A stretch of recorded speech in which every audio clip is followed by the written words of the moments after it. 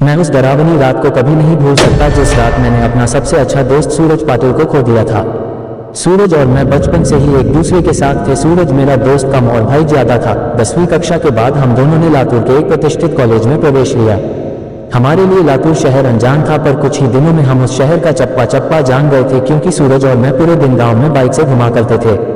हम दोनों रोज रोज उसी शहर में घूमकर बोर हो चुके थे, इसलिए एक रात हमने लॉन्ग ड्राइव पर जाने का फैसला किया। हमने कामी गांव के जंगल में जाने का प्लान बनाया। हम कामी गांव के जंगल में कभी नहीं गए थे, पर हमने सिर्फ इतना सुना था कि कामी गांव का जंगल सिर्फ नाम का जंगल है, क्योंकि वह हरे भरे पेड़ों के सिवाय कुछ नहीं था, क्योंकि उस जंगल में जो भी जंगली जानवर थे वो शिकार के कारण खत्म हो चुके थे। इसलिए रात में लॉन्ग ड्राइव पर जाने के लिए वह जंगल बिल्कुल सुरक्षित था, और उसी रात पूर्णमासी की रात भी थी। मौसम भी अच्छा था, इसलिए मैं सूरज के साथ कामी गांव के जंगल में जाने के लिए राजी हो गया। रात के 11 बजे हम कामी गांव के जंगल में दाखिल हो गए। हमने जैसा सुना था वैसे ही जंगल का रास्ता मक्खन की तरह मुलायम था। हमारी बाइक हवा से बातें करने लगी थी। वाकई बहुत मजा आ रहा था, पर मुझे इस बात से हैरानी हो रही थी कि हम जंगल के इतने अंदर दाखिल हो चुके थे, पर तब भी हमें रास्ते में एक भी गाड़ी दिखाई नहीं दे रही थी। जंगल का पूरा रास्ता सुनसान पड़ा हुआ था।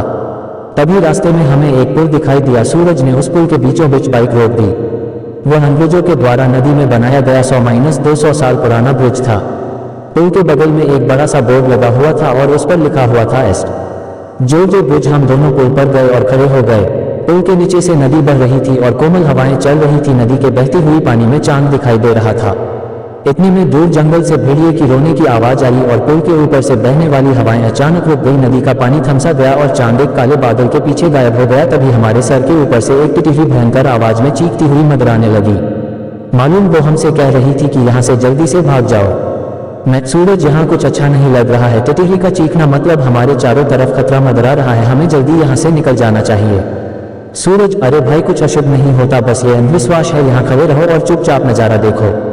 तभी मैंने सूरज से कुछ दूर पुल के पास एक औरत को खड़े देखा। दूर से तो वो दिखने में सुंदर लग रही थी, पर वह पुल के नीचे नदी में झांक रही थी। मैं उसकी तरफ देख ही रहा था कि इतने में वो औरत पुल के ऊपर चढ़ गई। मैं सूरज, अपने पीछे देख, वो औरत क्या कर रही है। सूरज ने पीछे मुड़कर देखा। वो औरत अभी भी पुल के रीलिंग के ऊपर चढ़कर नदी में देख रही थी। सूरज, भाई वो खुदकुशी करने की कोशिश कर रही है। सूरज ने मुझसे कहा, खुदकुशी? ये सब सुनकर मेरे हाथ पैर कांपने लगे, क्योंकि जब मैं एक बच्चा था तब मेरे दादाजी ने खुद को फांसी लगा करके खुदकुशी कर ली थी, और वो नहीं था जो उन्हें पहली बार फांसी पर लटकते हुए देखा था। इधर सूरज उस औरत को रोकने के लिए उसकी तरफ भागा, लेकिन मैं वहीं खड़ा रहा, क्योंकि फांसी पर लटकते हुए मेरे दादाजी मेरे सामने आ रहे थे। सूरज तेजी से चिल्लाया, अरे चाची क्या कर रही हो, उतरो, वहां से गिर जाओगी। सूरज की आवाज सुनकर मैं होश में आया। सूरज उस औरत के बहुत ही करीब जा पहुंचा था और तभी वो औरत नदी में कूद गई। तब तक मैं दौड़ते हुए सूरज के पास जा पहुंचा। वो औरत हमारे सामने नदी में डूब रही थी और चीख रही थी, बचाओ बचाओ, पर हम उसे सिर्फ डूबते हुए देख रहे थे, क्योंकि हम दोनों बहुत ज्यादा डर गए थे। वो औरत मदद के लिए बुला रही थी। फिर तभी सूरज ने अपनी टी-शर्ट उतारा और पुल के रीलिंग पर चढ़ गया। मैंने उसका हाथ पकड़कर उसे रोकने की बहुत कोशिश की, लेकिन वह नहीं माना। उसने मेरे हाथ से अपना हाथ छुड़ाकर उस लड़की को बचाने के लिए नदी में कूद गया। सूरज नदी में